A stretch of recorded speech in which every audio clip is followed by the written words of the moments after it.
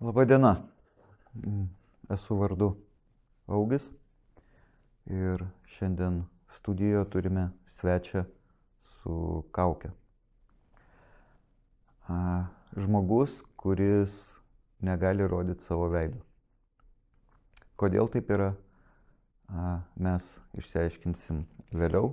Kaip tu save matai šiai dienai? Kuom? Šiai dienai geras klausimas. Būtent šiai dienai jaučiuosi žmogum, stovinčiu gan tvirtai, bet čia tvirtai tai aš turiu meni ne iš materialinių pusių, ne iš materialaus pasaulio, iš dvasinių vertybių tvirtai ant žemės, ant pamato, kurį man suteikia tikėjimas per vieną draugiją, apie kurią turbūt vėliau papasakosiu, ir kuri išgelbėjo man gyvybę ir parodė gyvenimo būdą. Šiandien matau iš save iš šono kaip, švelniai tariant, gan padorų žmogų su atsiradusia atsakomybė, visiškai kitokiu požiūriu į gyvenimą, negu turėjau daug dešimtmečių, kurį beje pats susiformavau. Čia apie tai irgi turbūt vėliau. Mylintis sūnus esu, turiu tėvą, dar gyvą, kurį be galo myliu ir gerbiu, ko anksčiau irgi neturėjau tokių vertybių pas save. Turiu vaikus, turiu porą anūkų, kurios mokinuos mylėti, dar man tai suvokiu šiandien iki gyvenimo galo reikės mokintis, nes tų vertybių irgi nelabai turėjau.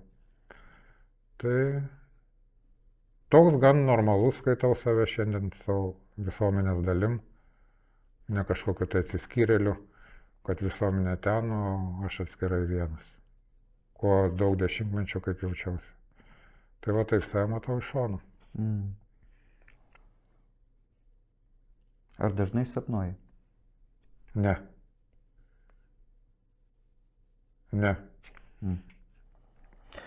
Kas tavo manimu yra charizma? Charizma. Teko susidurti su tokiu irgi to žodis, pradžioje buvo kaip burtažodis, kas tai yra. Tai būna žmonės apdovanoti charizmą, vienokią ar kitokią, tai kurie traukia kitus žmonės. Aš nekalbu apie seksą, aš kalbu apie asmenybę. Kurie gali vesti paskui save žmonės į tam tikrą tikslą vienokią ar kitokią. Charizmą aš skaitau Dievo dovaną, jos neišmoksi. Kas yra gėris? Gėris tai yra, mano matymu šiandien, tai teisingi, sąžiningi poelgiai kitų žmonių atžvilgių. Poelgiai. Kaip manote, ar esate talentingas žmogus? Geri klausimai. Iš vienos puikybės pusės turėčiau galvoje iškart sakau, ne, tikrai ne aš. Bet kai kuriuose srityse, darbinė galbūt, turiu šiokio tokio talento. Taip galvoju šiandien. Koks jūsų mėgstamiausias vaikystės žaislas? Medinis traukinukas, iškart net neužbaigė klausimą, jau pamačiau tą traukinuką tokį, kuris veža dar 2 vagonėlius. Gražus buvo. Rudas. Ar aptinki savyje norą kartais pabūti vaiku? Jo. Ir gan dažnai, bet būna tokios išankstinės nuostatos visuomenės požiūrių, čia kurias irgi pats nusistatau dažnai, kad neatrodyti juokingai, tai savo to neleidžiu, bet dažnai užeina šitas noras. Pabėgoti per smėlį, ten pasipliškiant jūro kaip vaikų, pastatyti kokią smėlio pilį. Kartais ir padarau taip, bet dar turiu šiokių tokių kompleksų, kur veikia, kaip čia atrodysi maždaug, žinai. Tai yra ties kuria sritim dar dirbti. galbūt prisimeni kažkokį ryškų prisiminimą iš vaikystės iki mokyklinio, sakykime, amžiaus, toks, kuris yra labai šviesus viduje ir ryškus ir išlikęs iki šiol toks. Kelis tokius turiu dabar, kas iškart iššovė į galvą, tai kai mano tėveliai sunkiai dirbo, mokėsi, bet aš visada rasdavau šiltus pietus, grįždamas iš kiemo. Mama keldavosi 4-5 ryto, bet ir suviniodavo, atsimenu, tokius kotletus, tokią skanę bulvių košę. Po pagalbę būdavo visada jie šilti. Aš kada parbėgdavau, visada galėdavau pavalgyti.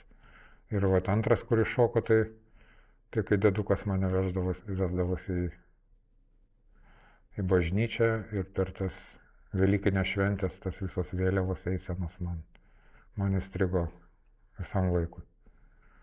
Šventė tokia, begalinė didelė šventė, žmonės visi pasipuošę, šviesus, laimingi. Ir daug tų tokių, kas seniau gyvenę žmonės atsimena, gal ir dabar yra, kur kaimuose prie bažnyčių, tokie ilgi saldainiai suvinioti į popieriukus. Visada man nupirkdavo ir pareidavo toks už rankos arba gaidelė. Tai va, geri prisiminimai. Ačiū. Tarsi pabuvau tenai ir prisiminiau to saldainio ir vaizdą, ir skonį. Teko. Taigi, Mariau, ar galiu taip į tave kryptis? Taip.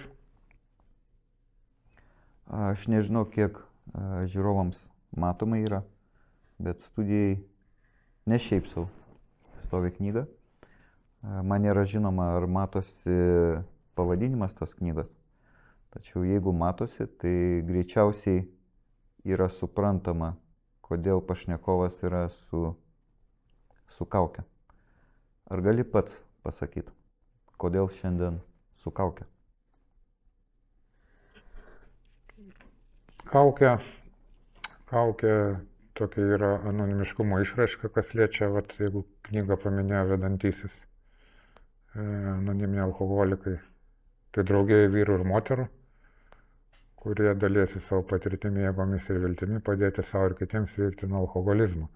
Aš kiek suprantu, mes šnekėsim apie priklausomybę alkoholį, ligą alkoholizmas. Ir aš ne save saugau įsidėjęs tą kaukę, saugau savo draugiją, kitus asmenis, nes šiandien dieną aiškiai suvokiu, kokią ligą sergu, mirtina, ir nežinau, kas atsitiks su manim rytoj. Tai šiandien aš galiu būti be kaukės, gražiai pašnekėti, o rytoj mane gali žmonės pamatyti neblaivų, kur nors su bokalo alaus, ir taip aš pakenksiu visai draugijai, kurie išgelbėjo man gyvenimą. Medikai gelbėjo gyvybę, draugai išgelbėjo gyvenimą, apie tai gal irgi vėliau. Pakenksiu tiesiog nepatrauklumu.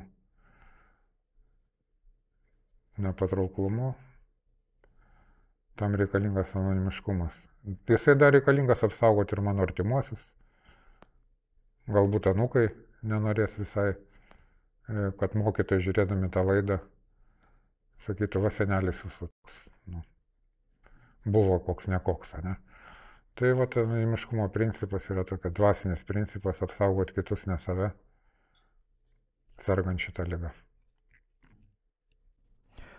Ar teisingai aš suprantu, kad kaukė reikalinga ne tam, kad tau gėda dėl tavo ligos, o dėl to, jog apsaugotum draugiją ir artimuosius? Taip, man negėdama dėl tos ligos, visiškai, kad gėdos nėra. Bet būtent apie tai, ką ir minėjau, ką ir tu perklausai, tai apsaugoti artimuosius ir draugiją nuo galbūt neigiamų pasekmių. Tai tiek. Ar teisingai suprantu, kad visiškai nevartoji alkoholį? Taip, 20 metų visiškai nevartoju alkoholį. Visiškai? Visiškai. Ir per Velykas nevartoju. O per Kalėdas? Irgi ne. Jokio alkoholio? Jokio alkoholio. Ne, pradžioje aš užduodavau tokius, gaudavau tokių klausimų man. Jie buvo pradžioje jokingi, paskui nebejokingi. Tai tas žmogus, kuris manęs klausdavo šitaip, ar ten per kalėdas irgi ne.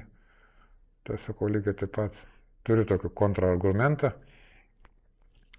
kad vegetarui paklauskit tokį klausimą, ar per kalėdas nei žąsies kepenėlę nesuvalgot, ne. Tai identiškai tiesiog neturiu šiandien dieną nei noro, nei potraukio kelti tą taurę ar bokalą, kad apsvaigti. O tu pradžioje taip sklandžiai pasakei tekstą, taip fainai pristatėjai, aš nežinau kaip sakyti, ar draugija, ar bendryja. Draugija. Draugija. Anoniminio alkoholikų draugija. Ten buvo paminėta pagalba savo ir kitiems. Ką tai reiškia? Kaip tu padedi savo? Padėdamas kitiem, matai, ir yra toks stebuklas, kad aš padedu savo, padėdamas kitiem, tokiem patiem kaip aš, jeigu jie nori. O esmė yra visos šitos knygos, apie kurią kalbi, kad ten sudėta yra 12 žingsnių. Visa 12 žingsnių sveikimo nuo alkoholizmo programos principai į šitą knygą. Apie ją gal galiu plačiau kelis sakinius? Galima, aišku. Tai ta knyga išleista 39 metais praeito šimtmečio ir sudėta visa pirmųjų alkoholikų patirtis, sudėta į 12 žingsnių programą, kaip galima pasveikti nuo šios ligos, beje, ant viršelio irgi parašytas tekstas, pasakojimai, kaip tūkstančiai vyrų ir moterų pasveiko nuo alkoholizmo. Tai padėdamas kitiem, ten yra daug stebuklingų sakinių šitoj knygoje, kaip ir turbūt kiekvienas. Vienas iš tos pagalbos tai yra sakinys, norint pasveikti visiškai nuo alkoholizmo, būtina didelę laiko dalį skirti pagalbą kitiem. Tai aš suprantu, kad tai rašo. Aš duodamas gauni, anksčiau to nesuprasdavau, duodamas gauni. Anksčiau suprasdavau tik tai kaip gauti, nieko neduodant. Šiandien dieną tai suprantu, tai gauni tokį atgalinį ryšį, kur nenupirksi už jokius pasaulio pinigus. Ir tai palaikau savo tinkamą dvasinę būseną, kad galėčiau gyventi normalų, sveiką visuomenę gyvenimą. Neslėpsiu, aš kiek pasidomėjau ir, sakykime, originalą, apie kurį tu minėjai 35 metais, atsiprašau, 39 buvo parašytas ir išleistas Anoniminio alkoholikų draugijos tuo metu pastangom. Buvo išleista ši knyga ir ten ant viršelio parašyta žodis recovery. Tai kiek aš suprantu, tai yra toksai atsistatyti po alkoholizmo, kaip tūkstančiai vyrų ir moterų atsistatė po alkoholizmo. Taip. Tačiau va čia lietuviškam variante pasveiko. Ar pasveikimas tai yra reiškia, kad aš jau daugiau neužsikabliuoju. Aš geriu saikingai. Ką reiškia tas pasveikimas? Jo, man irgi buvo pradžioje labai keistas tas sakinys ir būtent tas žodis pasveiko. Pirma reakcija mano buvo nesąmonė. Kaip čia pasveiko, išgeriau 100 gramų ir einu namo maždaug, ko niekad nebūdavo gyvenime. Bet ta programa, dvasinė programa ne apie tai. Apie tai, kad mano protas pasveiksta nuo priežasčių keltą pirmą taurelę, tą 100 gramų. Man šiandien dieną nereikia jos kelt, kas be atsitiktų, kokios nelaimės bebūtų, mirtis artimųjų, bankrotai, nesusipratimai su artimai žmonėmis, man nereikia eiti šiandien gerti. Mano protas yra pasveikas nuo tų priežasčių kelti tą taurę, kuri užveda tą beprotybės ratą. Liaudiškai tariant, įsijungia kablys, mediciniška alergija ir aš tada nebegaliu sustoti. Šiandien dienai man to nereikia, jau 20 metai. Ir jeigu didelė tikimybė, jeigu aš palaikysiu tą tinkamą dvasinę būseną, pagalbą kitiem, sąžiningų elgesių visuomeniai, kad aš tai ir išlaikysiu. Apie tokį pasveikimą kalba 12 žingsnių programa, Anoniminiai alkoholikai. Mini apie draugiją ir kad jinai susikūrė 35 metais praeito šimtmečio, taip? Nu, taip, birželio 10 dieną. O kiek narių jūsų yra pasaulyje, pavyzdžiui? Pasaulyje nėra tos statistikos, anoniminiai alkoholikai neveda statistikos, tik tai tie galiu pasakyti, kad nuo tų pirmųjų šiandien dienai draugė veikia 181 pasaulio šalyje, tai praktiškai kiekvienoje, dabar skaičiau paskutinės naujienas, netgi Tanzanija pasiprašė, kad į jų ten kalbą išversta būtų šita knyga, dabar jinai išversta yra virš 50 kalbų pasaulio. Tai va 180 pasaulio šalių, kelius milijonus pasveikusių alkoholikų vienijanti. Ir labai stipriai įsiplėtus. Jeigu ta programa neveiktų, be abejo, nesiplėstų ta draugija. Ir visur galima atrasti pagalbą, jeigu toks žmogus kaip aš nori jos. Visada anoniminiai alkoholikai ištiesta pagalbos ranką, kur bebūtų. Bet kokią pasaulio šalį, jeigu važiuoju, atsiverčiu knygą ir matai, kur vyksta šitie susirinkimai, gali eiti. Nebūtinai tos kalbos žinoti. Bet yra kažkoks stebuklingas tas dvasinės ryšys, kad vienas kitą suprantame, nesuprasdami kalbos. Ten kiek unikali yra programa. Tokiem žmonėm kaip aš. Tokiem žmonėm kaip tu. Taip. Kokie tie žmonės? Tie žmonės, švelniai tariant, turintis problemų ne tik su alkoholiu, bet ir su savo asmenybė.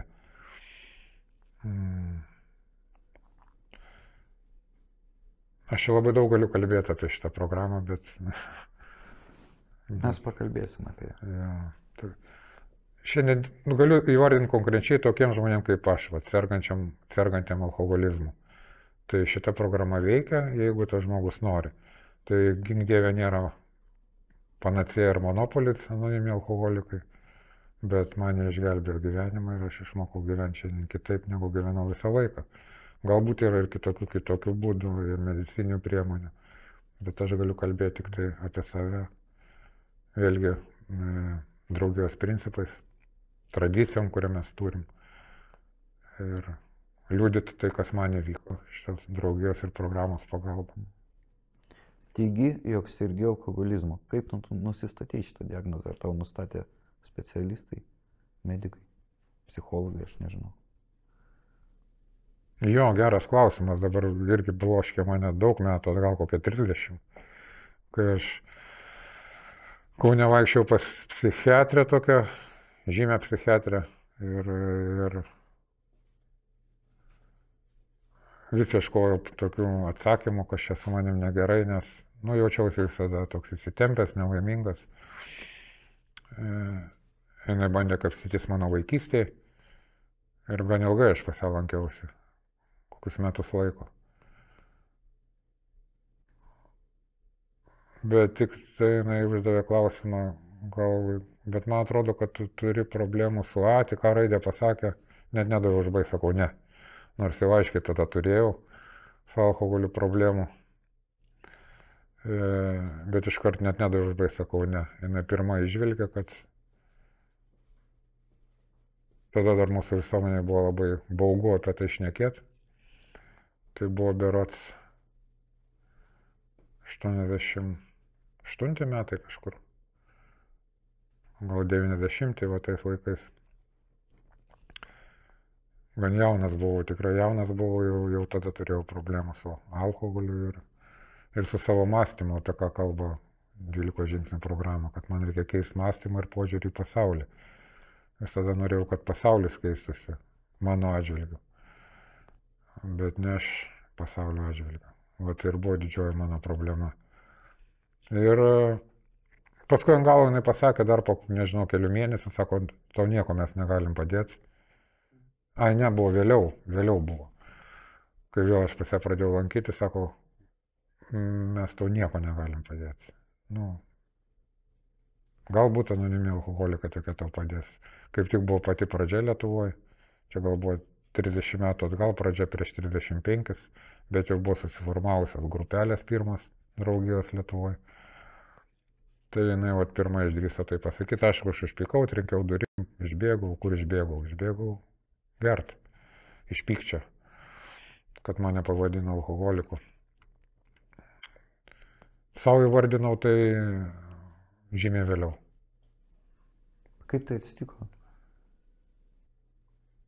Tai vardinau savo, kai Dievas atvedė į šitą draugiją mane, kai buvau visiškai netekęs vilties, suvargęs, sutrikęs, išsigandęs visko. Žmonės nuo manęs buvo nusisukę, artimieji, neartimieji jau seniau. Ir kai pakliuvau pas tokius pačius žmonės, ir tada man palengvėjo. Išgirdau, kad jie kalba ta kalba, kurią suprantu. Nors visą gyvenimą jaučiausi toks ypatingas, išskirtinis, šiaip dažnas kiekvieno sergančio alkoholizmo bruožas, nesvarbu, tai kur japonas alkoholikas, ar amerikonas alkoholikas, ar norvegas, ar australas, su visais esu bendravęs, visi jaučiasi taip pat. Štai yra toks bendras ligos bruožas. Vienišumas, išskirtinumas, nelaimingumas, atmiešęs tokių pasipūtimo, arogancija, iš kitos pusės nusižeminimu, kai yra klupščiavimu, kai ko nors reikia, jau kai nieks nieko neduoda. Ir tokie žmonės kalbėjo tą kalbą, kurią suprantu. Ir tai man padėjo pripažinti, kad ir aš esu toks kaip jie. Tuomet man kyla klausimas, ar AA draugijos kontekste alkoholizmas vis dėlto nėra vartojimo problema. Nes tavo paminėti dalykai yra apie žmogaus būdą. Taip. Tai alkoholizmas ir alkoholis. AA draugijos kontekste. Du skirtingi dalykai, kai aš sakau, su alkoholiu ir viskas labai gerai. Alkoholis yra superinis produktas, maisto pramonė, vaistų pramonė naudojamas. Su juo yra viskas tvarkoj su alkoholiu. Aš su juo problemų neturiu, bet su savo mąstymu turiu didelių problemų. Mano protas serga, mano dvasia serga, paskui, kai įsijungia alkoholis, serga ir kūnas. Tai alkoholizmas yra keistai skambės labai. Prasideda tada, kai baigėsi alkoholis. Aš tada nemoku gyventi šiam pasaulyje. Aš esu piktas, nepatenkintas, įsitempęs, išsigandęs, suirzęs, nelaimingas, nemoku bendrauti, arba labai trumpai moku bendrauti, noriu būti visada aukščiau visko, arba nusižeminęs, kaip minėjau. Ir iš tos būsenos aš paimu, pakeliu tą taurelę, nes aš daugiau nieko nesuprantu šiam pasaulyje. Išgeriu ir man palengvės. Vat 14 metų, kai paragavau, ir man ta būsena labai patiko.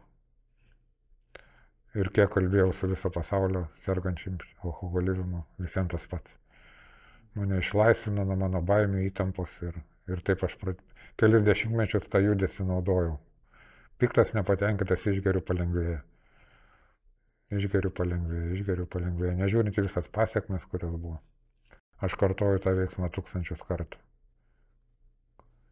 Tai dvasios liga, mąstymo liga. Juokaudami šnekam tarpusavy, proto vėžys. Proto vėžys. Mirtinas. Šiaip mirtinas.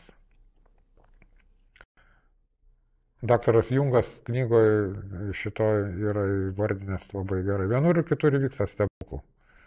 Įvyksta stebuklų, kai žmogui kažkaip tai iš aukščiau automatiškai pasikeičia vertybės. Atsiprašau, turiu omeny daktarą Karlą Gustavą Jungą, Freudo mokinį. Freudo mokinį. Jisai yra gydęs ne vieną alkoholiką, sudėta ta patirtis irgi šitoje knygoje yra. Čia aprašyta yra. Taip. Ir jam nieks nepavyko. Jam nieks nepavyko ir tiesiai šviesiai pasakė savo pacientui alkoholikui, kad jis yra beviltiškas. Tau leidus, aš turiu kaip tik išsirašęs dar vieną psichiatrijos, sakykime, pavadinsiu jį žvaigždė, man bent jau žinomas žmogus, tai yra Hario Tiebo, reiškia straipsnis arba darbas, galima sakyti, iš Amerikos psichiatrijos žurnalo 44 metų. Ta radau AA literatūrai. Aprobuotoj, legalioj? Aprobuotoj, legalioj, tai knyga yra Anoniminiai alkoholikai subręsta. Ir ten, kadangi aš jos visos neskaičiau, tai pabaigoje aš tik tai pažiūrėjau priedus ir ten yra, reiškia, terapinis AA veiklos mechanizmas. Kadangi, na, vis tiek norėtųsi racionalizuoti kažkaip, va, taip, nu, bendruomeniškai. Ir ten parašyta taip. Taip vadinamam tipiškam alkoholikui būdingas egoistinis, narcisistinis asmenybės brandolys. Jame dominuoja asmeninės visagalybės jausmas ir ketinimai bet kokią kainą išlaikyti vidinę neliečiamybę. Tai va, pasižymėjau puslapis 335. Ir man tai labai atsišaukė su to, ką tu ką tik sakei, kad tai yra puikybės liga. Kaip tau tinka šitie žodžiai? 100% tinka šie žodžiai ir jie apibūdina mano tą iškreiptą mąstymą, tą dvasinę būseną, kurios centre visą savo gyvenimą buvau aš. O esmė yra 12 žingsnių programos, dvasinės veiksmų programos. Čia ne kalbėjimo programa, ne filosofinė, bet man reikėjo atlikti nemažai veiksmų, kad pasižiūrėti pirmą kartą į save, o ką ir tie buvo rašo. Kas aš toks esu, ne kas kiti esą, nes visą gyvenimą buvau įpratęs apie visus kitus kalbėti. Ir aiškinti jie, kaip jie turi gyventi mano atžvilgiu, mano. Aš esu centre visada, visiškai sumaišytos vertybės. Kas įdomiausia, kad aš negimiau nei alkoholikų šeimoje, nei pas mano tėčius, žinai, nei pas dėdukus nebuvo kažko iškreipto, buvo puikiausias vertybės, krikščioniškos. Tai atsako, kad tą gyvenimo būdą rinkausi aš pats, manęs niekas taip nemokino gyventi. Man sužinojus tą tiesą apie save savo pačiam, man palengvėjo. Nes iki tol aš ieškojau visada kaltinimų, kad nemylėjo, nedavė. Vat. Sergantis alkoholizmu tai žmogus, kuris turi didelę skylę čia viduje, tokią dvasinę skylę, kurią bando užkišti visais kitais dalykais. Alkoholis pirmoje eilėje, nu ir eina paskui visokie kiti. Garbės, pripažinimo, sekso, pinigų, bet kokiais būdais juos gauti. Kad juos gauti bet kokiais būdais, nes ta skylė yra tokia didelė, kad reikėjo užkišti. Paskui anoniminiai alkoholikai man parodė kelią į aukščiausią įtikėjimą, kad ta skylė tai yra Dievas, o tenai Dievo vieta. O aš tą skylę bandžiau kišti visais tais dalykais, kurie mane vedė į pražūtį. Ir taip įtraukdavau visus kitus žmonės į savo tos poreikių tenkinimus. Tai va aš centre, visi kiti aplinkui. Ne Dievas centre, bet aš centre. Visi kiti aplinkui ir jie turi vykdyti mano tos reikalavimus, tos norus, žinai. Aš juos galėdavau visai išreikalauti. Verkimu, tylėjimu, pykčiu, prašymu. Nelygu koks atvejis. Ir nelygu ko man reikia. Tai yra begalinis sunkus darbas. Kažkada vaikystėje tai pabandęs, kai rašiau savo gyvenimo istoriją, pats savo, ne kam kitam. Kai man tai padėjo, man tai patiko, aš pastebėjau, kad manipuliuodamas, dar tokių žodžių nežinojau, galiu gauti savo tos naudos, man visiškai nerūpėjo kiti žmonės. Nors man atrodė kitaip. Aš aiškinau, juos kaip myliu, bet mano veiksmai rodė visiškai priešingai. Trumpai tariant, mano žodžiai su veiksmais visiškai skiriasi ir ta netitikimas labai išriškėdavo per išgertuvės. Tai vieni sergantys šią ligą būna agresyvus, ten kompanijos sielos, aš toks buvau, kiti būna tylus, susitelkę į save, tik tai gulintis kur nors šone. Bet esmė tai yra to ego tiek išpūstas. Egoizmas, egocentrizmas palei mediciną, čia medikų žodžiai, yra didžioji mano problema. Šiaip jinai ir šiandien yra, bet aš turiu įrankius, niekur nedingo.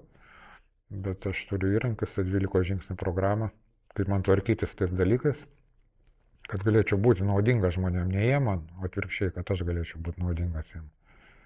Mylėti juos taip, kaip jie nori, bendrauti su jais taip, kaip jie nori, ne taip, kaip aš noriu. Bendradarbiavimas tarp žmonių, ko niekad neturėjau.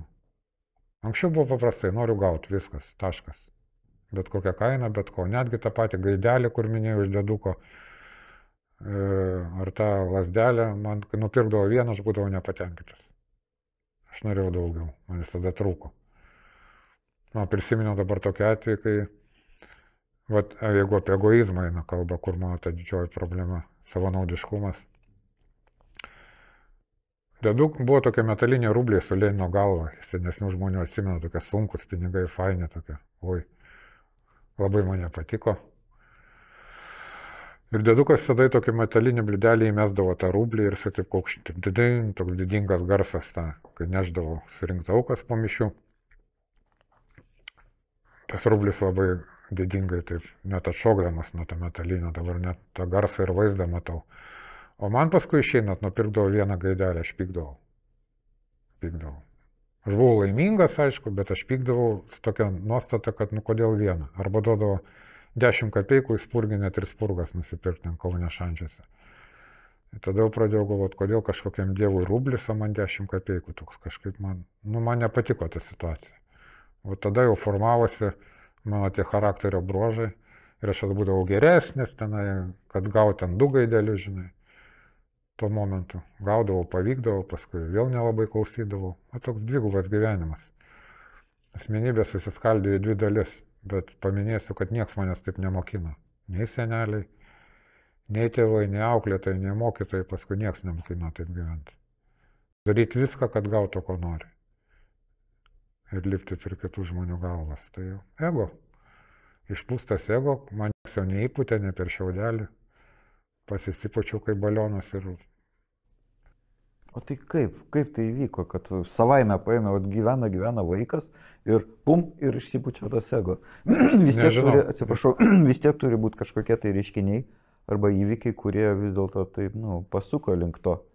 Alkoholizmo priežastis, aš kalbu apie alkoholizmo užuomazgų priežastis. Nu čia gal daugiau pas medikus, man tai priežastis yra aiški, tai esu aš pats. Nekaltinu nieko, visą gyvenimą kaltinau. Priežastis mama per griežta tenai, visuomenė ne ta, draugai kieme netokie, klasiokai nelabai supranta, mokytojai, švelniai tariant, durni, žinai, rašo blogą pažymį, o kad aš nesimokau, aš to nematydavau. Tai aš visada ant visų pykau. Priežastis buvo visi.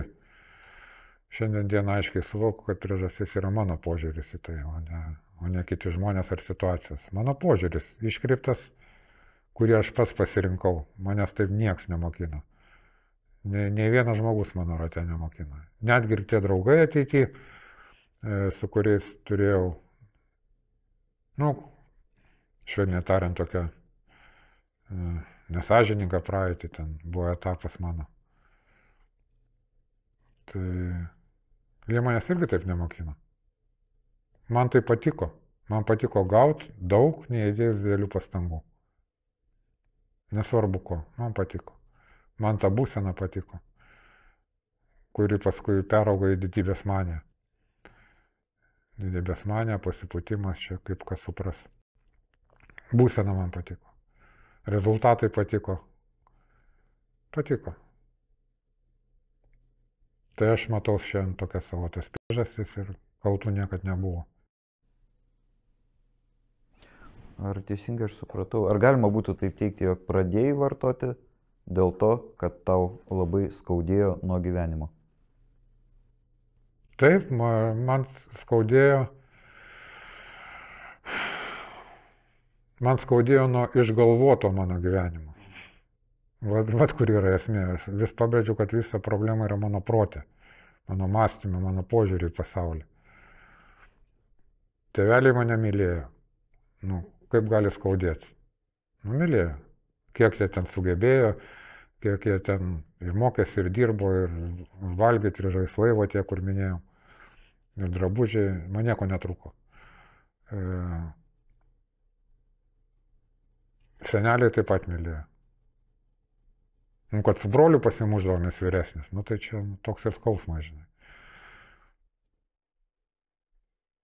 Pats save įsiskaudinau. Ir čia nėra, kad aš, žinai, save noriu nusiplakti, ten, kad koks aš negeras, koks aš blogas. Ne, tiesiog taip įvyko. Mano gyvenime taip įvyko. Tai yra faktas. Ir man ten gręžiotis į priežastis. Tam yra galbūt medicina, galėtų kažkokias tai priežastis nustatyti. Mane tai negelbėjo. Beje, kaip ta pas psichiatrė vaikščiau, atsimenu ir jinai klausdavo dėl tų priežasčių, žinai, gal mamako, vaikystė tenai, tai man labai patiko. Tai pasirodo auka ir taip kiekvienas sergantis alkoholizmu daro. Kad mama per griežta buvo, ir ten mėnesiais kalbėdavo apie tai, kad aš nelaimingas dėl to, kad ten mama griežta reikalauja iš manęs. Ką reikalauja? Pamokas padaryti, žinai, grįžti iš kiemo 9, ne kada aš noriu. Aš darydavau, nesilaikydavau jokių taisyklių. Tai tą suvokiau 12 žingsnių programos dėka. Pasaulis turi visuomenę vienokias ar kitokias taisyklės. Man jos buvo nesvarbios. Man sako, tėvai grįž 9 iš kiemo, aš grįžtu kada noriu. 10, 11, gaunu diržą, pykstu. Tai savivaliauju ir gaunu nuobaudas, ar kaip čia ką pasakyti, ar niu, ar diržą ten. Ir būnu visada nepatenkintas, nes man neleidžia elgtis taip, kaip aš noriu. Bet jeigu aš noriu geresnio dviračio, kaip dabar atsimenu tokio, turėjau ir reliuką, pasirodė tokios Desna dviračiai, o aš savaitę, koks geras buvo, iš kiemo grįždavau laiku ir pamokas ruošdavau, gaudavau dviratį, kaip tik gavau ir vėl darau, ką noriu, žinai. Vat kad gaut kažką, aš galiu laikyti su taisykliu. Tai tokia dviguba asmenybė. Kartuosiu, pats tai rinkausi, man patiko. Man patiko, pabuvau savaitę geras, gavau to, ko nori, žinai. Man patiko ta būsena, rezultatas patiko. Bet gink Dieve, nieks man taip nemokino. Tai visas atsakymas mano atveju ir turiu tokį tikėjimą, kad daugumas atveju sergančių šitą ligą, tai yra savanaudiškumas, kurį rinkausi pats. Dabar madinga yra kalbėti apie egocentrizmą. Tas savanaudiškumas kažkaip vis mažiau girdimas terminas. Atsiprašau, vis dažniau girdžiu egocentrizmas. Tai ar čia tas pats? Tai faktiškai tas pats, egocentrizmas, savanaudiškumas, tai visko siekianti savo. Aš centre, visi aplinkui turi pildyti mano lūkesčius, reikalavimus. Tai man susidėliojo tokia sistema. Jeigu žmogus labai daug geria, turi problemų su alkoholiu, sakykime, tai jisai yra egocentrikas. Ar teisingas teiginys? Aš nelysiu į medicininius terminus, bet kas liečia mane, mano draugus, daugumą draugijos narių, kuris pažįsta, taip, visos šaknės problemos yra tame. Ne alkoholyje, ne kituose tenai, netgi negeriančiose tėvuose ten, bet mano mąstyme, mano egoizme šitam. Ar apie tai sužinojo atėjęs į draugiją? Taip. Ne iš karto. O ką reiškia ateiti į draugiją? Kuom iš viso užsiema anoniminiai alkoholikai? Anoniminiai alkoholikai daro tik 2 dalykus. Rengia atvirus ir uždarus susirinkimus. Viso pasaulio alkoholikai. Tai tu atėjai į susirinkimą? Taip, medikai mane nukreipė, sako, jau mes to nieko negalim padėti, galbūt anoniminiai alkoholikai padės. Mane psichiatrė nukreipė. Aš mačiau filmuose, kaip tai atrodo. Susėda ratuku ir sako ten, aš esu ten alkoholikas, sako vardą ir jie kalbasi. Apie ką? Jeigu nepaslaptis, kiek leidžia anonimiškumo ribos, apie ką kalbatės? Tai susirinkimai yra, kaip minėjau, uždari susirinkimai, tai yra teminiai susirinkimai, įvairių formatų yra susirinkimai.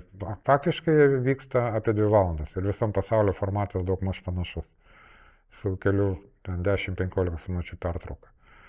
Tai kalbasi, kas lieta mūsų literatūroje, 12 žingsnių programa, kur temų yra begalės ir visos yra apie asmenybės sveikimą nuo alkoholizmo.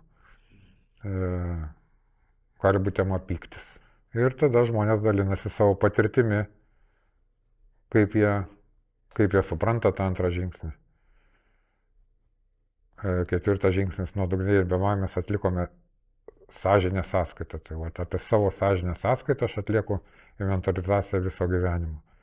Ir kiti nariai dalinasi tą temą, kaip jie tai darė ar nedarė, ar kaip jie supranta.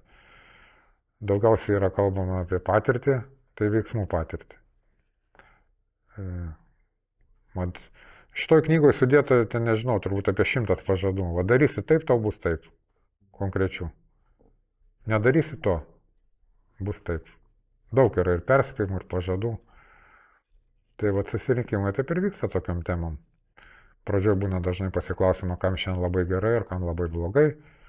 Kas nori įsikalbėti ten be eilės. Kiekviena grupė pasaulio susidaro savo taisyklės, kaip kalbėti, kiek kalbėti, reglamentuoti, nereglamentuoti. Yra apibrėžta pas mūsų draugijos tradicijose, palei 4 tradiciją kiekviena grupė gali daryti kaip nori, ką nori, išskyrus atvejus, kad nepakenktų visai draugijai. Vesti susirinkimus, kaip ta grupė mato naudingiau, kad pasiektų tą tikslą. Beje, vieną tikslą turi viso pasaulio draugija, tai perduoti savo patirtį dar kenčiančiam alkoholikui. Patirtį, kaip pasveiko nuo šios ligos, o kenčiančių yra daug, jeigu jie nori. Tai visos pasaulio grupės. Jeigu prie susirinkimų, tai Lietuvoje vyksta apie 600 susirinkimų per savaitę. Tai yra begalinė jėga. Per savaitę apie 600 kartų Lietuvoje anonimi alkoholikai susirenka to vieninteliu tikslu - padėti savo ir kitiem sveikti nuo alkoholizmo. Kiekviena miestelį praktiškai yra grupės. Grupės žmonių, kurie renkasi į susirinkimus. Jų sąrašai, informacija visa internetinė erdvė yra. Jeigu domėjasi, tai turbūt ant galo paminėsiu. Adresus, nuorodas. Aš neaptikau autoriaus knygos. Kas parašė knygą? Ir nėra autoriaus. Nėra autoriaus. Nėra. Knygą parašė sudėta visa patirtis pirmųjų 100 alkoholikų. Daugiausiai įdirbio padarė bylas. Bet tai ta istorija, tai aš nežinau, ar gal čia reikalinga, nereikalinga. Pirmas alkoholikas, kuris surado, Dievas parodė jam kelią į kitą alkoholiką, į daktarą Bobą. Jie buvo prieš tai bandę įvairius gydymo metodus, nieks jiems nesigavo. Tai pradėjo bendrauti vienas su kitu ir pamatė, kad tai veikia. Pradėjo į ligoninės, kalbėti su kitais alkoholikais. Medikai jau jiems labai padėjo, be jų mes nieko nenuveiktumėm šiandien dienai. Irgi aiškiai suvokiu, tai yra begaliniai mūsų draugai. Tai jiems pirmiesiams irgi padėjo labai medikai, leido eiti pas kitus alkoholikus į palatas, kalbėti apie šitai. Ir tai pradėjo po truputį rinktis į grupelės alkoholikai. Ir žmonės nustodavo gerti. Ir žmonės nustodavo gerti. Žmonės, ką aš minėjau, tą būseną, kad visada sergantis šitą ligą jaučiasi vienas, toks vienišas, nesuprastas, neįvertintas. Juokaudami sarkydavom kartais, dažnai sakom, neįvertintas genijus, nes visada apie save galvoja labai gerai, nuskriaustas. Ir tie žmonės išgirsdavo tas jų istorijas, nes jie kalbėjo apie save, nepamokslavo, neaiškino kitiem, ką jie turi daryti. Negerk ir tau viskas bus gerai. Kaip negerti? Aš pats suprantu, kad bus gerai, bet aš neturiu jėgos, kaip negerti. Mano alkoholikai parodė tą būdą 12 žingsnių, kaip galima nekeltas taurelės, pasveikti nuo šios ligos. Tai va, ir tai pradėjo tos grupelės rinktis. Įvyko pirmas susirinkimas. Antras labai pradėjo. Tai padėjo medikai, padėjo verslininkai didelį Amerikos. Rockefelleris jaunesnysis, knygoje yra trumpai paminėta, daug padėjo labai šio straipsniai, žiniasklaida daug padėjo. Begaliniai galingi straipsniai. Alkoholikai ir Dievas, nes kalba eina dvasinė veiksmų programa surišta su tikėjimu. Ir tai pradėjo burtis labai stipriai viso Ameriko alkoholikai. Kaip knygoje rašo, augti kaip grybai po lietaus, nes atsirado viltis. Atsirado žmonėm viltis, kad gali būti kitaip gyvenime, be kančios. Šiandien dažnai vartoja žodžius Dievas, dvasingumas. Aš skaičiau tos 12 žingsnių. Ir ten irgi labai daug irgi yra paminėtas Dievas. Tai ar draugija gali padėti tik žmogui, kuris tiki Dievu? Nes kaip, jeigu netikintis, tai, o ten apie Dievą, tai man nesuprantam. Tai ir medikoje šitoje mūsų knygoje ne vienas medikas rašo, kad savo pacientam yra kalbėję ir ne kartą, kad jums reikia tikėtis tik pagalbos iš aukščiau. At pirmieji medikai. Ir tas pats Jungas. Ir daktaras Vilkvartas, kur mūsų knygoje rašomas, gydęs tūkstančius alkoholikų, jis suprato, kad pagalba turi tokiam žmogui, kaip aš, tai tik iš aukščiau, nes mokslas yra bejėgis, jie pripažino tai, pakėlė rankas ir nukreipė į viršų. Šiandien dienai daug medikų apie tai kalba ir atsiunčia pas anonimus alkoholikus. Dievas tai man nebūtinai turi būti tikintis žmogus. Gink Dievą netgi yra skirelis agnostikam šitoje knygoje. Tai nieko bendro neturi su religija. Aš lankiau bažnyčias, buvau uolus bendruomenės narys, kaip dabar galiu pasakyti, bet tai nieko bendro man neturėjo su tikėjimu. Man tai nepadėjo, man neiššaukė tų gyvybiškai svarbių dvasinių pokyčių, moralinių vertybių pasikeitimų. Tuo momentu, kai aš būdavau bažnyčioje, atrodo viskas gerai, fainai. Bet išėjęs iš bažnyčios, man tai dingdavo. Aš pradėdavau elgtis vėl taip, kaip minėjau, kaip egocentrikas, egoistas. Sau. Atrodo, kad manyje įmontuotas toks failas ir kiek kalbu su viso pasaulio alkoholikais, sveikstančiais ar pasveikusiais, tai visiems tas pats. Galvoje, atrodo, įmontuota yra toks čipas. Aš noriu, man reikia, aš žinau, aš pats, nu ir visi nusišneka. Iš 5 žodžių, visas mano gyvenimo samprata. Tai nieko bendro su tikinčiu žmogum neturi. Tai anonimi alkoholikai kalba apie asmenį Dievą. Šiaip visos tos programos tikslas yra, ten yra parašyta mūsų knygoje, kad 12 žingsnių programos. 12 žingsnių programos visos yra tikslas padėti tokiam man kankiniui surasti aukštesnę jėgą už mane patį, kuri padės įspręs man visas problemas, ne tik gėrimo. Ne tik gėrimo, nes gėrimas yra mano pasiekmė. Alkoholis yra pasiekmė mano elgesio. Tai reiškia, Liaudiškai tariant, 12 žingsnių programa yra tokia elgesio korektūra. Korektūra. moralės psichologija. Moralės psichologija, jo. Ar man susidarė toks įspūdis, kad patraukus alkoholį nieko nesikeičia? Nieko. Todėl, kad alkoholis yra tik pasiekmė. Tai jeigu žmogus, kuris daug geria, tiesiog sako, nu va, aš negersiu ir viskas susitvarkys, tai... Niekas nesusitvarkys. Jeigu žmogus yra... Jeigu žmogus sergantis alkoholizmu, taip, jeigu jis turi tos požymis, gali žmogus bus stipriai gerintis. Turiu, pavyzdžiui, vieną draugą,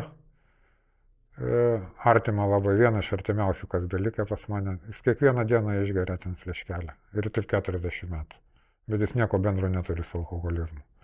Jam neįvyksta tie pokyčiai smegenyse, neįsijungia tas kablys, kur nuneša, bet kur, žinai, prabundi keistose vietose, netgi miestuose keistuose.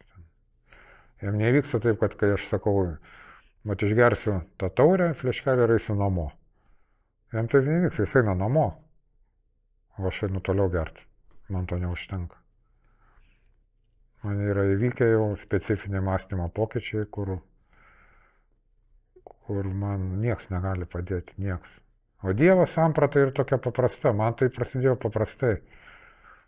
Kažkaip tai, pamačius, kaip aš gyvenu 12 žingsnių programos dėka, aiškiai suvokiau, kad neteisinga. Nu, neteisinga, visada jaučiau, kad kažkas su manim negerai yra. Aišku, ten kaltinimai kitų, bet ir viduje yra tokia, kad taip neturi būti.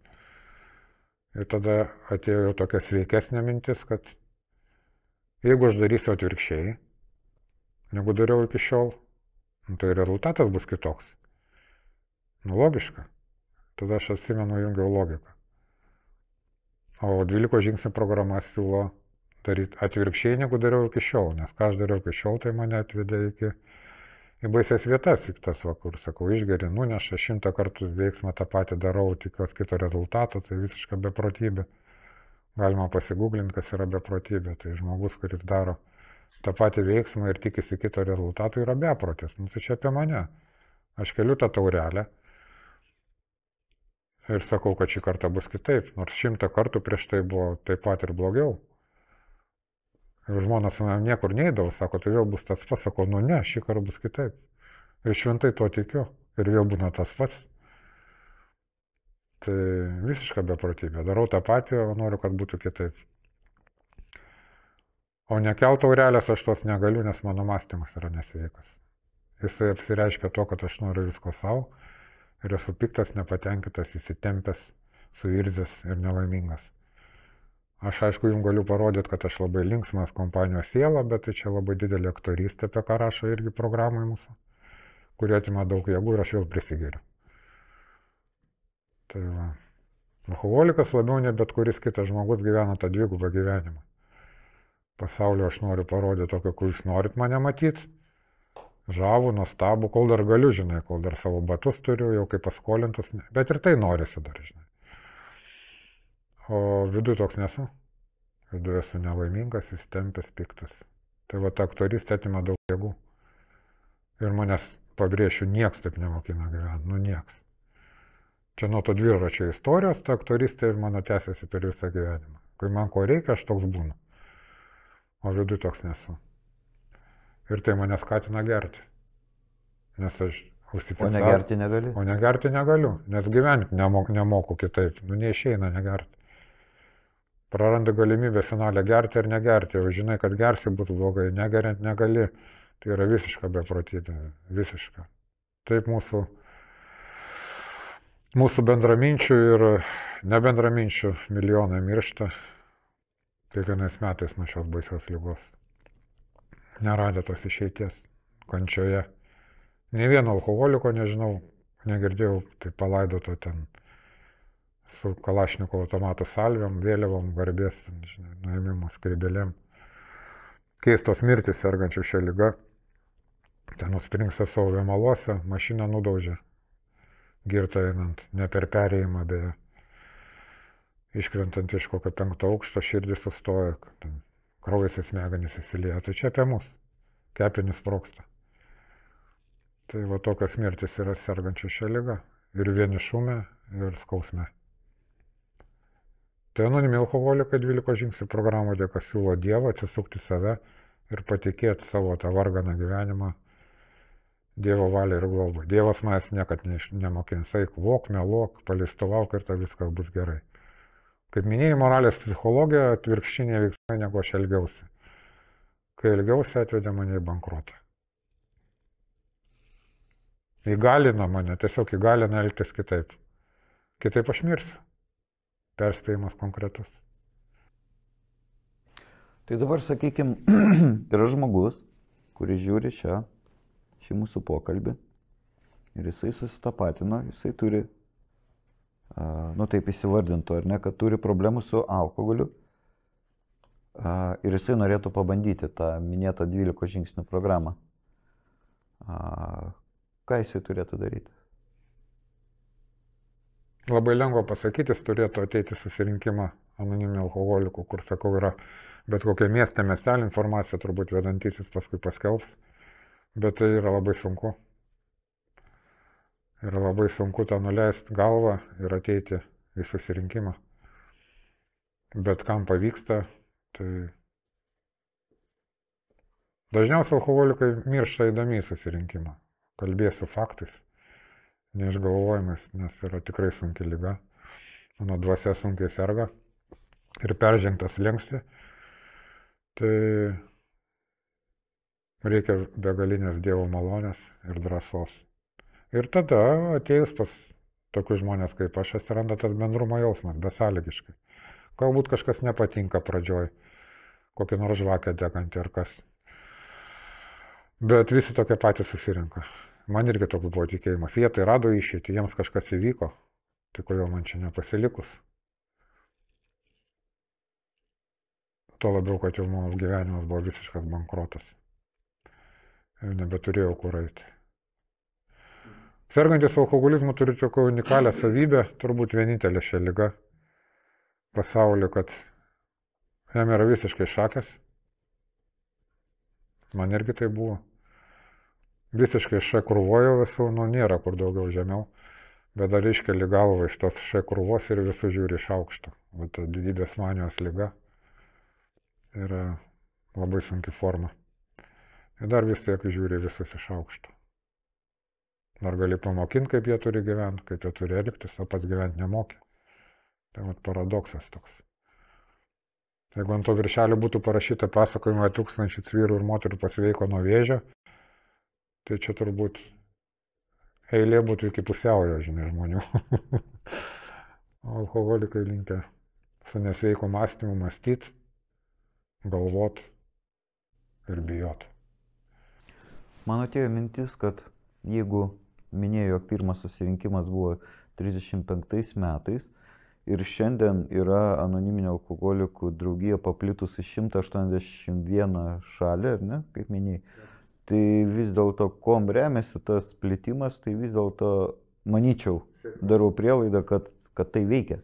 Kad tai veikia. Ir aš noriu tavęs asmeniškai paklausti, ar tu pats matai tos žmonės, kurie ateina, vat, kaip tu sakai, visiškai beviltiški, egocentrikai, pasipūtę ir vat, jų transformacija. Ar tu pats stebi tos dalykus, ar tu pats gali paliudyti, kad taip tai vyksta? Kiekvieną dieną matau. Kur bebūnu, Klaipėdoje, Kaune, Vilniuje, bet kokie mieste Lietuvoje. Ir matau tos stebuklus. Kiekvieną dieną. Žmonės negeria, nustoja gerti. Nustoja gerti, nes keičiasi jų mąstymas. Bet tai ne visi 100%. Čia ir yra Dievo stebuklas, žinai. Dievo stebuklas, kad jeigu aš dedu pastangas, kas parašyta 12 žingsnių programų, kreipiuos pagalbą į kitą alkoholiką, kad galbūt jis man gali padėti, pasidalindamas savo patirtim, kaip jisai tai darė, kad jam pasikeitė, žinai, požiūris, daleiskim, į parduotuvę eilės netgi. Aš irgi kreipiausi į kitą alkoholiką pagalbos, nes aš net eilėje parduotuvės negalėdavau stovėti. Atsimenu, Vilniuje eilė ilga, aš purtausi eilė, man per ilga eilė. Kaip jam pavyko, kad jis šiandien nesipurto eilė, kaip jam pavyksta nesinervuoti kamščiuose mašinų, kaip jam pavyksta pasakyti gerą žmogų artimam žmogui ir nelaukti atsako, žinai. Kaip jam pavyks padaryti kokį tai darbą gerą, kurį anksčiau niekad nedarė ir nelaukto dėkingumo, kad ten dėkotų visi lankstytųsi. Va tie asmenybės pokyčiai, jie yra patrauklus. Ir tada tas kitas alkoholikas papasako, ką jis darė konkrečiai, kaip atliko kokius veiksmus, kurie yra parašyti 12 žingsnių programai, ką reikia atlikti, kad keistusi mano mąstymas. Tai reikia atlikti praktinius veiksmus, kad reikia patikėti savo gyvenimą tam aukščiausiam, nes mano tai ne kažką buvo. Žmogus egocentrikas tai yra Dievas. Tai vat, visiškai pavogiau iš Dievo, kas jam priklauso ir taip šiam pasauliu. Tai atėjo laikas jam grąžinti ir prašyti jo pagalbos. Ir tada sekasi. Tada nereikia nervuotis, kad ir padangą to nuleidžia, aš dėl to įdavau gerti. Man būdavo stresas. Kad žmona netai pažiūrėjo, ar ten draugė, ar netai pasakė, nereikia įsižeisti. Jeigu gauni kritikos kokios, nes alkoholikai yra labai įžeidus. Mane vaikystėje vadino jautriu vaiku. Tai šiandien dienai suprantu, kad tai nieko bendro neturėjo su to jautrumu. Įžeidus taip. Sukritikuoja, negauni to, ko nori, gauni pastabą, patempi lūpą, žinai. Ir stovi kampe toks nelaimingas, kad atkreiptų tą visi dėmesį. Tai va čia alkoholizmo bruožai yra, vėlgi gauti naudos, žinai. Ir tas patempimas lūpas, jisai persikėja, paskui ten tau 20 metų taip pat elgės, 30, 40. Tu vis tiek patempi lūpą, žinai. Įsižeidži labai. Dažnai tie dalykai skatina gerti, nes tu užpyksi, įsižeidži ir eini prisigyti. Klausant tavęs, man susidarė tokia nuomonė, kad ta 12 minėtų žingsnių programa daro tokius stebuklus su kuo nesusitvarko, kaip tu minėjai, medikai. Nu, aš negaliu to deklaruoti, čia ne draugijos reikalas. Bet aš tik paminėjau, ką parašė keli medikai. Medikai taip pat, be medikų anoniminiai alkoholikai negyvuotų, aš taip galvoju. Nelabai ką mes nuveiktumėm be medicinos pagalbos. Medikai traukė mane 9 kart gulėjau ligonėse. Ir mano draugai 100 kartų galėjo mane gelbėjo man gyvybę. Be mediko aš jau nesėdėčiau. Aš turiu būti miręs. Medikai išgelbėjo man gyvybę. Anoniminiai alkoholikai grąžino mane į pasaulį. Į gyvenimą. Taip, kad medikai nepadėjo, čia negali teikti. Kiti žmonės meta negeria su medikų pagalba. Aš kalbu, ką siūlo anoniminiai alkoholikai. Kad asmenybės pokyčius 12 žingsnių programos dėka, kad man būtų lengva gyventi šiam pasaulį ir galėčiau atnešti kažkokią tai naudą pasauliui. O iš kur jie atsirado ta 12 žingsnių programa? Ta prasme. Iš kur jie atsirado? Vat, tu kalbi apie tą programą. O kas ją parašė, pavyzdžiui? Nu. O, tai parašė pirmieji alkoholikai. O iš kur jie rado? Tai šaknis ten yra, nu, tai yra moralės psichologija, ten buvo prieš tai, tų draugijų buvo pasaulyje, vašingtoniečių buvo draugija, bet labai panašus dvasiniai principai.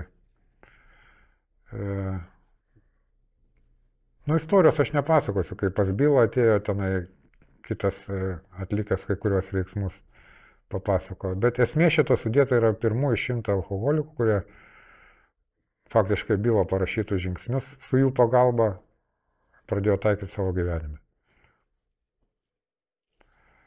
Tai neatsirado ir iš religinių bendruomenių paimti dalykai yra, ir iš sudėta čia. Svarbiausia, kad šita programa tai yra nieko čia naujo. Būk žmogų mane, elkis kaip padorus žmogus ir tau viskas bus gerai. Bet man dėl ko sukelia tą dvasinį pokytį šitie dalykai. Kad man nieks nesakė iš anoniminių alkoholikų, kad aš turiu ir privalau taip daryti. Man padėjo, mane įgalino, kad aš tai daryčiau. Aš pamačiau tos sėkmės atvejus, apie kuriuos šnekėjau prieš tai. Ir man tai pasidarė patrauklu. Ir aš pats norėjau keistis, kad turėtų tai, kad turi tie kiti alkoholikai. Čia ne apie mašinas eina kalba, ne apie namus. Turėtų tą dvasinę būseną. Ramiai gyvenčiam pasaulį. Ir tu laimingas? Dažnai būnu taip. Labai dažnai. Kiekvieną rytą, kai meldžiuos Dievui, jaučiuos labai laimingas. Paskui būna įsuka tas pasaulio verpetas. Tai visoks būnu tada, bet aš turiu įrankis. Aš turiu įrankį, šitas 12 žingsnių programą, kaip mane gražinti tą laimės būseną. Laimingas tai čia ne apie tai eina kalba, čia aš jaučiuos pilnas, užsipildęs. Čia laimė tai ne tas, kad ten būsiu laimingas, kai pastatysiu namą. Tai čia 2 dienom, žinai. Vat nusipirksiu mašiną tą, o tai dabar aš gyvensiu. Tai mastas sergantis alkoholizmu, žinai. Apsiženysiu ir man viskas bus kitaip. Man irgi tai buvo. Šventai tikėjau, man gims sūnus ir tada man bus faina, žinai. Gimė sūnus, man nieko nebuvo faina. Man reikėjo verkia, jis rėkia, aš būnu vis tiek piktas, nepatenkintas, buvo dar viena priežastis, dėl ko aš nebūdavau namuose, žinai. Gausiu darbą geresnį, o tada aš gyvensiu, atlyginimą, o tada aš gyvensiu. Taip niekad ir negyvenau. Tai laimė man asocijuojasi šiandien su savo vidinę dvasinę būseną. Jeigu aš ją palaikau, nenukrypstu nuo tų principų, tai aš labai dažnai jaučiuosi laimingas. Tai yra pilnas, man nėra skylės čia. Nereikia man to laimės pojūčio, to trumpalaikio, žinai, trumpalaikių ten kokių sekso nuotykių, trumpalaikių kokių pinigų gavimų, žinai, kas anksčiau suteikdavo ale laimę, žinai. Tai pilnas jaučiuosi jau dažnai. O žmonės iš tavo artimos aplinkos, ar jie tau sako, jog jie laimingi šalia tavęs? Ar girdi tokių? Jo, girdžiu iš vaikų, iš tėčio, iš buvusios žmonos dabar tai girdžiu, mes įsiskyrė jau 17 metų. O bendraujam, Stebuklas daro programa. Su buvusia žmona, tai bendraujam savaitę kelis kartus. Nors neturi ir kitą šeimą, ir pas mane turėjau kitą šeimą, žinai. Tai programa daro Stebuklus. Nes ten yra tokie 8-9 programos žingsniai, iki to ten reikėjo atlikti daug veiksmų. Ten eina kalba apie sudarimą sąrašą žmonių, kuriuos aš buvau nuskriaudęs savo gyvenime ir atlyginti. 9 žingsnis kalba, kaip eiti ir atlyginti jiems skriaudą ir žalą. Tai vat atlikus tos žingsnius pasaulis kažkaip nušvinta kitom spalvom. Aš tą kuprinę, kur nešiausi, pilnas skausmo suteikto kitiems žmonėms, jinai pas mane ištuštėjo. Aš turėjau daug atvejų, ėjau pas žmonės. Neburbėjau, atsiprašau, 1000 kartų tie burbėjimai buvo. Tiesiog pasakau save ir paklausiau, kaip galiu atlyginti tą skriaudą ir žalą, kurią padariau jų gyvenime. Ir vykdau tokią stebuklą, kad žmonės apsikabindavo, būdavo apsiverkę. Ir tai suranda tas toks artumas, ko niekad neturėjau. Ir po to keičiasi santykiai su pasauliu, ypač po 9 žingsnio, o tų pirmų 9 žingsnių, kas siūlo mūsų programa. Tai jo, dažnai mes būnam laimingi. Dabar priminimą buvo gegužės mėnesį gimtadienis, tai mano buvusi žmona su savo to naujo vyro, jau senai tas vyras, vaikas yra senai. Vaikai mano, anūkai, uošvienė buvusi, žmonos sesuo su vyru, iš mano pusės brolis, ten suvažiavo visi pas mane pasveikinti su gimtadieniu. Nu tai nestebuklas. Nu tai stebuklas visiškai.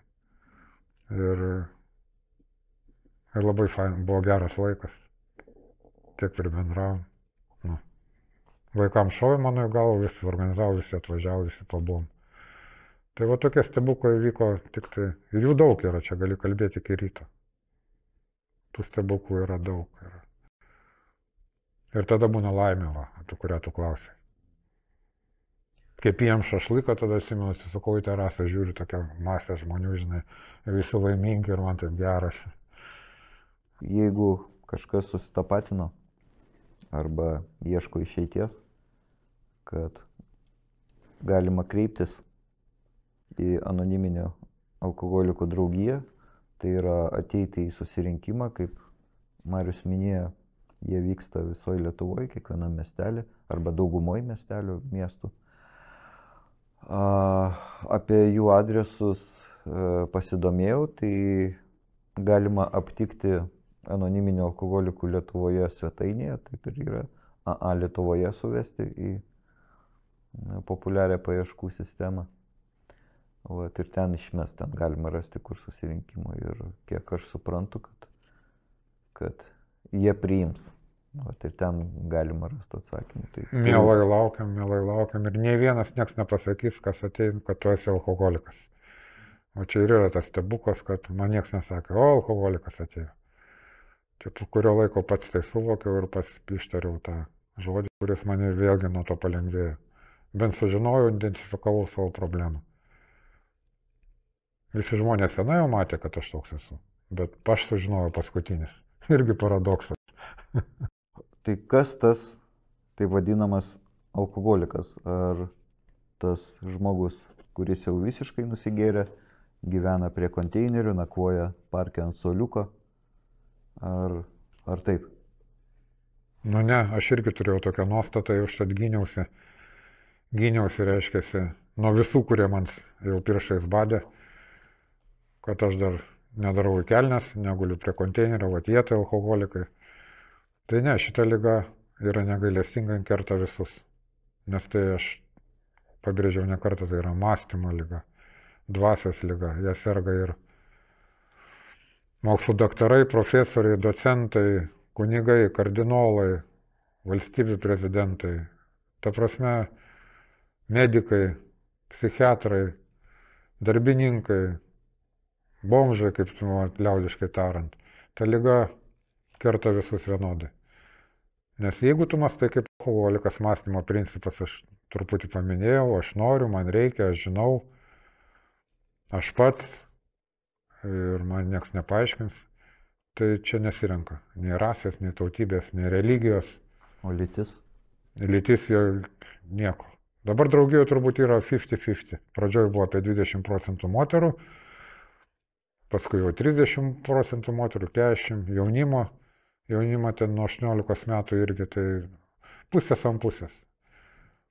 Neskiria ta liga nieko, kaip ir gripas neskiria. Jeigu žmogus serga gripu, Klaipėdoje ir Japonijoje, taigi japonas nečiaudo japoniškai. Čiaudo kaip ir klaipėdietis.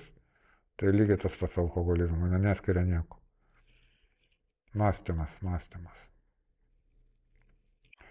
Taip kad laukiam visų, kas įtaria, ar turi viltį, kad gali gyvenimas pasikeisti. Ateit peržengtą anoniminių alkoholikų susirinkimų slenkstį ir galbūt tai padės. Galbūt.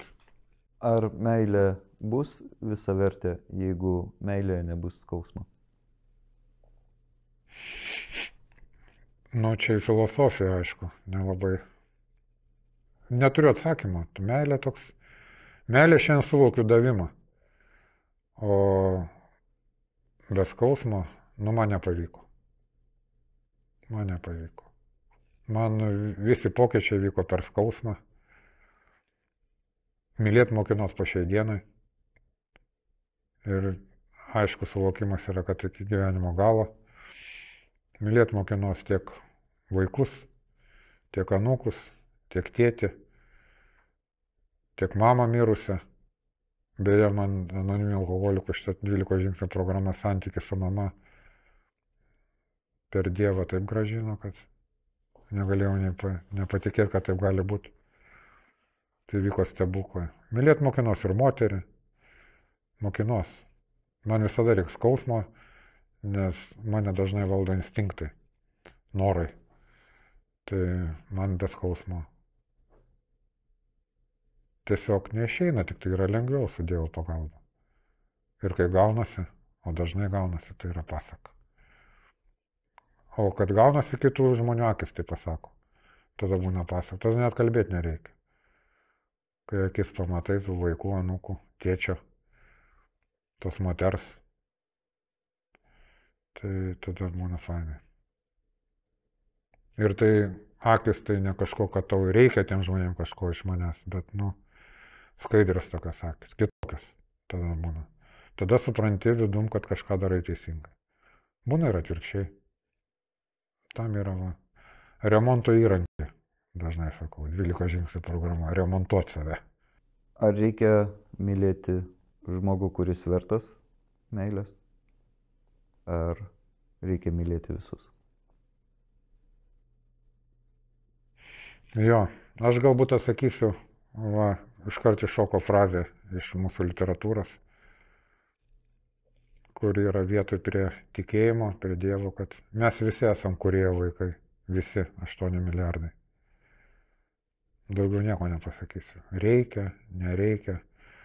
Visų mylėti neįmanoma man, bet bent jau toleruoti ir gyventi šalia jų, taip mane mokina Dievas. Bet tas faktas, kad visi esam kūrėjo vaikai, visi 8 milijardai mane bloškia irgi į tą ramybės būseną, kad pradžioj mažiau, paskui dar mažiau pradėjau skirsti žmonės. Tas toks, tas anoks, tas vienoks, žinai. Labai lengva mylėti gražią moterį, žinai, su gražia krūtinė ir kuri tave intencijas turi. Tai jau taip biškai surišta su gašlumu.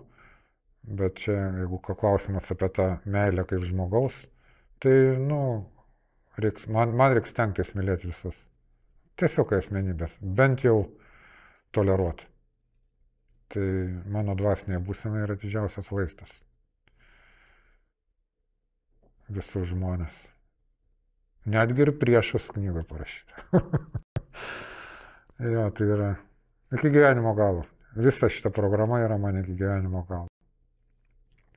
Meilės nesuvokiau. Meilė man buvo seksas, viskas. Šiandien diena yra kitaip.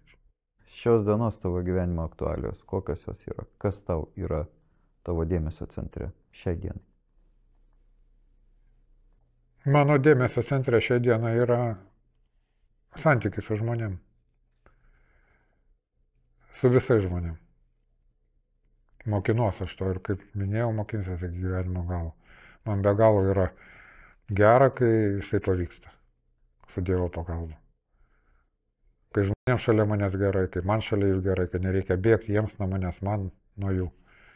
O tai mano yra toks vizija viso likusio gyvenimo. Bet per skausmą. Pasvajokim, jeigu tu šiandien pradėtum rašyti knygą apie santykius su žmonėmis, kokie būtų pirmi žodžiai šios knygos? Tolerancija ir pagarba galbūt du žodžiai, iš ko paskui rutuliuojasi ir ta meilė. Be šitų dalykų nieko nebus mano gyvenime. Tolerancija ir pagarba. Kuo mažiau kritikos, pamokymų, tolerancija ir pagarba.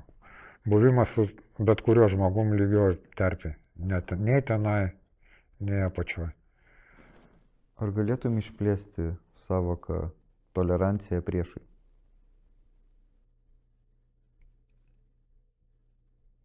O tai, kad aš to priešo neturiu, net nėra kaip susitapatinti. Tai būtų filosofiniai klausimai. Tas priešas irgi yra kūrėjo vaikas. Taip pat kūrėjo vaikas. Priešas šiaip mano galvoje visada buvo. Neturiu aš priešą, neturiu ką atsakyti iš tą klausimą, neturiu, sorry. Kaip man norėtųsi, kad tai būtų visiems. Tai ačiū tau labai. Tuom ir baigsiu. Ačiū tau.